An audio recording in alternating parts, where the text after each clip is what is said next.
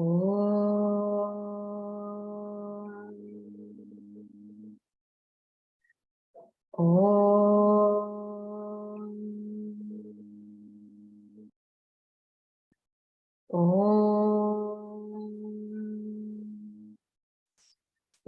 Sahana Vavatu Sahanao Bhunaktu Saha Viryam Karavavahai Tejasvinavadhitamastu ma vidvishavahai. Om Shanti Shanti Shanti. Samasta Janakalyane Viratam Karunamayam Namami Chinmayam Devam Sakkaram Brahma Vidvaram. Okay, so we'll have Anurag first. You can share your piece about Shabari.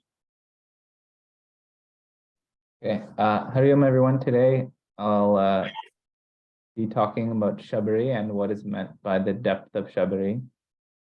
So I'll first share a little bit about Shabari before talking about what I think is meant by Shabari's depth. So the story of Shabari is one of the most well-known episodes from the journey of Bhagwan Ram through the forest. But to my surprise, not much is shared in Valmiki's Ramayana about this encounter or Shabari. According to a professor, Philip Lutgendorf, perhaps Valmiki knew that at the time that the story of Shabari was very well known and that he need not spend too much time retelling the particulars. So many of the details we know come from other accounts. Today, I will draw from Tulsidas Ji's Ramcharitmanas and the account of an 18th century saint by the name of Priyadas Ji. So according to Priyadas Ji, Shabari was born a low-status woman, perhaps a tribal woman, and on the occasion of her wedding, there was to be a large slaughter of animals in celebration of her marriage. She couldn't bear to see this and ran away from home. And eventually she found herself on the outskirts of an ashram of the Rishi Matanga. And in devotion to the rishis present, she would secretly clean and look after the ashram in the nights. The rishis there soon realized that someone else was present and set out to catch this intruder. They caught Shabari and brought her to Rishi Matanga. Many of the other rishis demanded that Shabari be exiled from the ashram due to her low social status, but Rishi Matanga refused to listen to them, as he immediately recognized Shabari's purity and devotion. Rishi Matanga allowed Shabari to stay at the ashram, and she became the ashram's caretaker.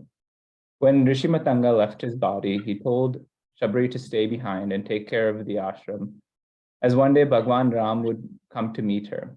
From then on, Shabari lived her life preparing and yearning for Bhagwan Ram's arrival.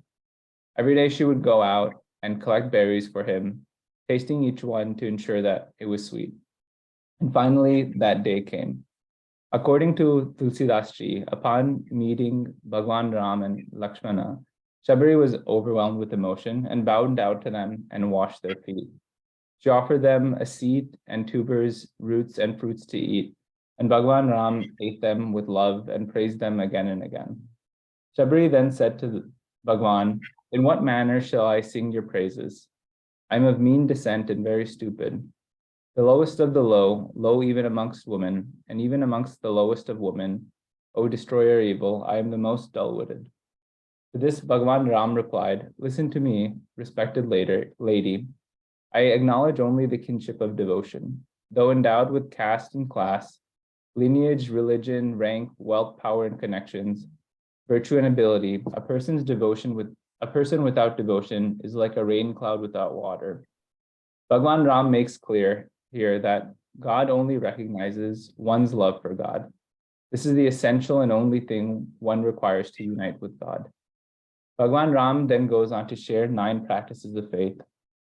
These are company of holy people, love for the stories of Bhagwan, service to the Guru, singing the glories of Bhagwan, repetition of the Lord's name, self-restraint, good conduct, renunciation of worldly desires, and pursuit of dharma, seeing God everywhere, contentment with whatever one receives, and simplicity and honesty towards all, and faith in God such that one is unaffected by the world.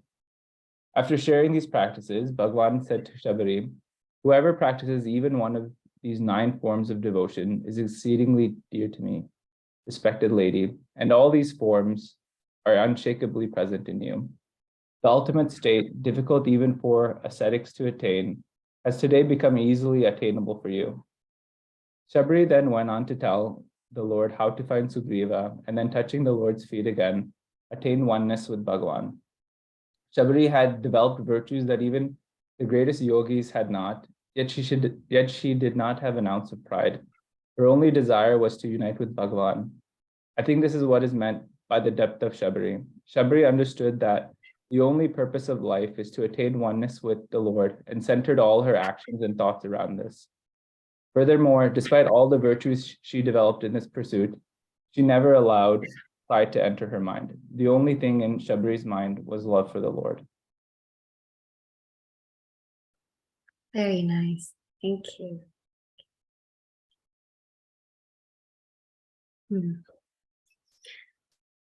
Shabari's story is very, very beautiful, because when she sits with Bhagavan Rama, she says, I don't know how to praise you. I don't know how to write anything. I don't know how to say anything. I don't know what to do. And when he responds, he says, let me praise you. And he says exactly what Anurag said, that all forms of devotion, 9 forms, Navadha Bhakti, they are present in you, Shabari. And very rare it is that Bhagavan praises Bhakta. But Shabari's one of them, where Bhagavan comes to praise her. And that's her glory. Okay. So now we will continue on the topic of Dusanga. Chapter 3, section 3. We are on Dusanga, danger of Dusanga. And last time we saw that Naraji said in Sutra 43, he said, Dusanga sarvatha eva tyajyaha. By all means, one must let go of negative company. By all means. Because unconsciously it starts to affect our mind without us even knowing. How so? He explains in Sutra 44. The whole parampara, the whole lineage, which is also present in Bhagavad Gita 2.62 and 63. So we saw that last time, the 4 DAs, da, right? First, we dwell on an object. Dwelling outside on an object too much, that's where it starts. Giving things and people undue importance. That's dusanga.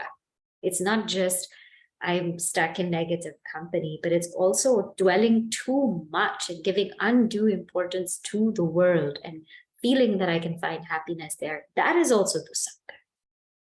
So when one dwells unnecessarily, then sangat, attachment, means we start to see happiness there. Because we keep looking at it, saying, there must be something there, right?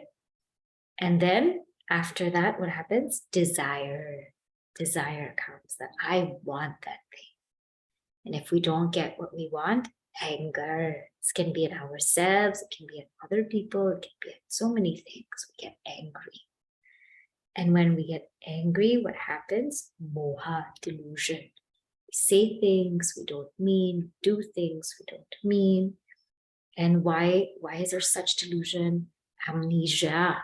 Because when we're angry, we don't remember anything. Smriti, Bramsha. We don't remember. Our whole memory, our whole sense of memory is lost. And so therefore, Buddhinasha, the destruction of the intellect takes place, because intellect relies on memory. And then sarvanasha karanatvat, then annihilation. We are destroyed. We become like animals. So last week we saw how we were all like animals. When anger kicks in and we're not able to control it, we just fall. And that kind of anger we cannot take back. So he says, this dusanga, let it go, leave it. Now, sometimes we might think, what if just a little bit, just a little bit. I mean, I'm pretty good, on the whole, but just a little dusanga, just a little negative company. What's wrong in it? People say, just a little drink, just a little bit of this, just a little bit of that. What's the harm? He says there is big harm in it. So now we go to Sutra 45. Tarangaita, tarangaita, api, ime, sangat samudrayanti, sangat samudrayanti. He says, tarangaita. Taranga means waves. Tarangaita, acting as waves, as ripples, api. Even if it's a little bit, acting as waves. Ime, these, this evil contact, these waves, sangat, by evil contact, samudrayanti, becomes like an ocean. So these waves, by evil company, they can become like an ocean. And this is with everything. Even good waves of good company can also become an ocean. But he's using this example in the sense of bad company. One little light can spark a fire. Few droplets of rain, if it can cause a huge downpour. So one little thing can just go out of hand. And the thing is, without us even knowing, we might not even be aware of it, but it's just going out of hand. And so today we will see the example in Ramayana, how one little thing just went out of hand. And that is seen in the example of Mantara and Kaikai. So everybody knows the story, the context, that Sri Rama is to be crowned king. And King Dasharatha has told him that you will be king. And the whole of Ayodhya is happy, except this one person by the name of Mantara. She is the maidservant of Kaikai, who's one of the queens of Dasharatha. And this Kaikai doesn't know yet. But Mantara now slowly goes to Kaikai. So now let's see, we'll see her dialogue. And we'll see what happens, how Kaikai's mind gets poisoned. Just very little. Just imagine, first of all, Kaikai is the mother of Bharata, right? And she didn't know the news, and Mantara told her the news that Rama is going to be king. Kaikai was so happy. She said, what can I give you? Let me give you all my jewelry. Let me give you this. Let me give you that. She was so happy because she takes Sri Rama to be like her son. And she says to Mantara, Kausalya samasaba mahatari, Ramahi sahaja subai piyari. She says that Sri Rama, he loves all of his mothers. Kausalya, Kaikai, Sumitra, he loves all his mothers as dearly as life, as dearly as he loves Kausalya. Mo par karahi saneu piseshi. And she says, for me, he has some fondness towards me. Main kari preeti paricha dekhi. And she says, I have seen that in Rama also. He loves me, I love him, we have such a great relationship. I'm so happy for him. And she even feels, Kaikai, Jo bidi janam udei kari chu. If I get another birth again, hovu Rama siya puta putao. May Rama, Sri Rama, Sita Devi, may they be my son and daughter again and again. Pranate adhika Ramu priya more. She says, Sri Rama is dearer to me than life. Tinake tilaka chobu kasa tore. And she's asking Mantra, how is it that you're disturbed by his coronation? Now this is Kaikai, she's so happy. She's so incredibly happy. She's thinking, how is this Mantra so disturbed? Now what happens? Kaikai now starts. Kaikai starts. She says, Tumai na sochu, so haga bala nija basa janau rahu. She says, you're free from anxiety because of your husband's love. You feel like he's under your control. But let me tell you, mana malina, your husband's mind is malicious. Mua mita, his tongue is very sweet. Nripu raura sarada subau. You are very, very naive. You don't know what's happening. Now, the biggest mistake of Kaikai is that she stays there and she lets Mantra talk. You know, it's good to avoid dusang, negative company, gossip, and all of that. It's really good to avoid. Sometimes we're in these situations where we can't avoid. We're there, but if it gets, if we know it's getting to a certain point, we have to leave or tell them to go. The biggest mistake with Kaikai is she doesn't tell Mantra anything. She lets Mantra talk and talk and talk. And so what happens? Now Mantra, she starts her whole thing.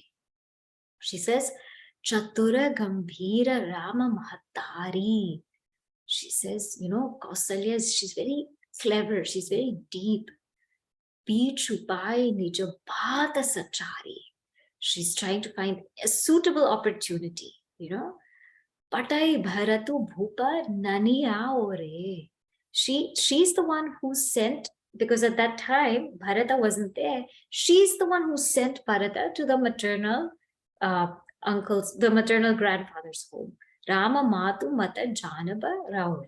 So she's the one who sent Bharata away. So Bharata wasn't there. So Kausalya sent Bharata away. Bharata wasn't there. She planned all this. She connived all of this. Seva is sakala savati mohi nike.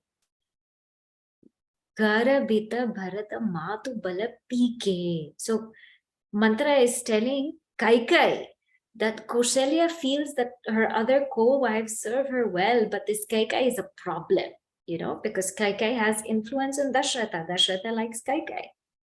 Salu tumhara Kausali mai, and kapata chatura nahi hoi janai. And so Mantra says, it is that reason that Kausalya, you rankle in Kausalya's heart, and she's very, very crafty. She's jealous of you. She connived this whole thing. She planned this whole thing. She doesn't like you. All of these things, Mantra starts. Now Kaikai still stays there. She doesn't leave. She still stays there. And Mantra goes on and on. Rachi pachi kotika kutila pana keen hosi kapata prabodu. Mantra invents and she exaggerates. She says many, many, many things. Kahisi katha sata savati ke jehi vidi bhad virodu. She tells this Kaikai 101 stories of co-wives. All these dramatic things she tells Kaikai. So she sits there.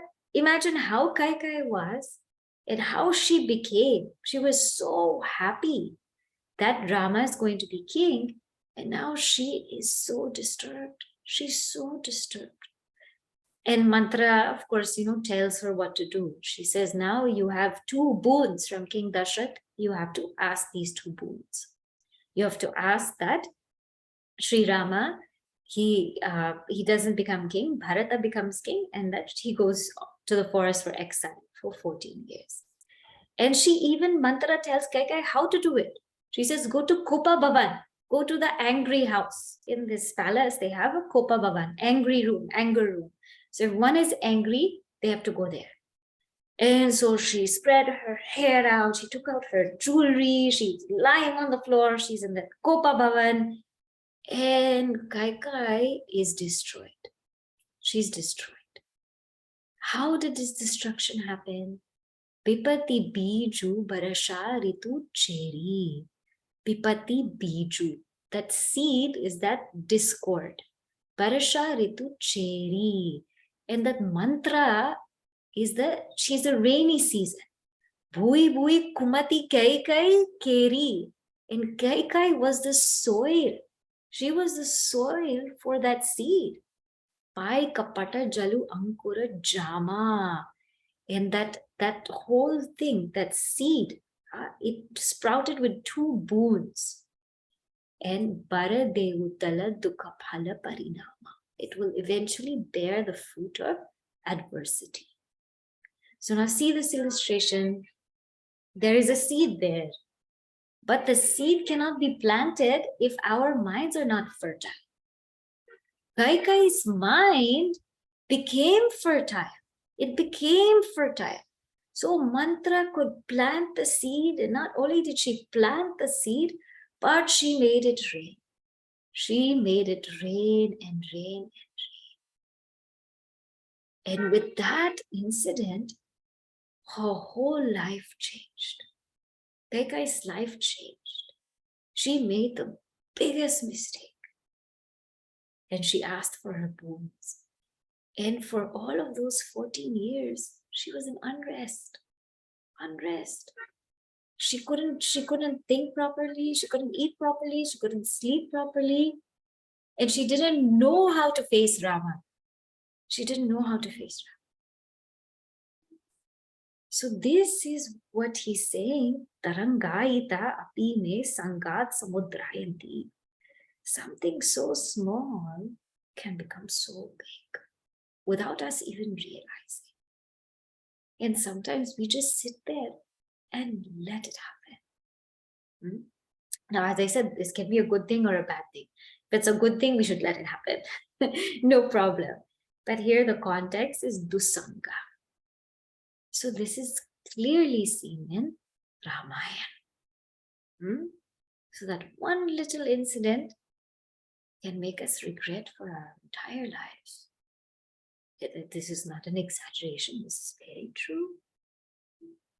And therefore, Naradaji says, let me tell you something.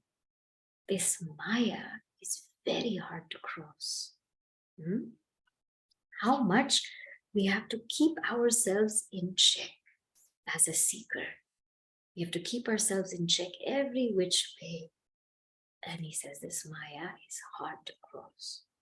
So now we're in chapter 4, section 1, Sutra 46. Kastarati, kastarati, kastarati, kastarati, Maya, Mayam, yaha sangam tyajati, yaha sangam tyajati, yo mahanubhavam sevate, yo mahanubhavam sevate, nirmamo bhavati, nirmamo bhavati. So Naradaji says, I'm telling you to stay in satsanga, keep away from dusanga, because this Maya is very hard to cross. Kahattarati, who crosses? Kahattarati, who crosses Maya? The first one who crosses Maya, yaha sangam tyajati, the one who is able to renounce attachment. First criteria. Second criteria, yaha mahanubhavam sevate, the one who serves great masters. And 3, nirmamaha bhavati, the one who is freed from possession. So first of all, what is this Maya? Right? We keep hearing this term Maya, Maya, Maya all the time. What is this Maya? So first, let's look at Maya and describe what it is. Although it's indescribable, inexplainable, but yet there are some ways in which we can somehow understand it. The first thing is it's a Shakti. Maya is a Shakti. It's the Shakti of Ishvara. So the Shakti of Ishvara means it depends on Ishvara. Depends on Ishvara to exist. It cannot exist on its own. It's Ishvara's power. So just like how I have a power to speak and I have me, in the same way, there is Ishvara. Ishvara's power is Maya. And just like my power of speech cannot be without me, that Maya cannot be without Ishvara. It's a Shakti. It's a Shakti, and this Maya is Nistattva. Nistattva means it doesn't have its own reality. Tattva, reality. Nistattva doesn't have its own reality. So it is not absolutely real, and it's not absolutely unreal. It's not absolutely real because Maya is something that can be negated. And it's not absolutely unreal because we're experiencing it. And that Maya needs a substratum. On its own, it cannot exist. That's why it's with Ishvara. And this Maya is Karyanmaya. How do we know that Maya is there? Because we can infer. So nobody's really seen Maya. We can't see Maya, but we can infer that Maya is there. Just like you don't see the power to speak. You don't see that. But when I'm speaking, you infer that there's a power to speak. Yes? So in the same way, by all the names and forms and variety we see and experience, then we infer that there is this presence called Maya. Maya. So this Maya is that which is Shakti of Ishvara. It doesn't have its own reality, and it is Karyanumaya, it is inferred, and it is Rajas, Tamas, and of course Sattva, all three. The tamasic aspect of Maya is what's known as Avarna Shakti, the veiling power. And what does Maya's veiling do? It does two things. It veils inside and it veils outside. So from Drigdrisha Viveka, Antara Drigdrishayor Bheda. Inside, I feel like I'm just the body. I feel like I'm just the body. And therefore, there's difference that there is a seer and seeing.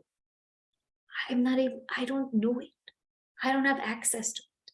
I don't recognize that there is a seer, there is a witness, and there's something that's witnessed. That there's a subject and there's an object. This difference is veiled for me. And I just say, oh, I'm the body. Oh, I'm the ego. Oh, I'm Shubhani. I'm not able to separate. So that's what Maya does inside.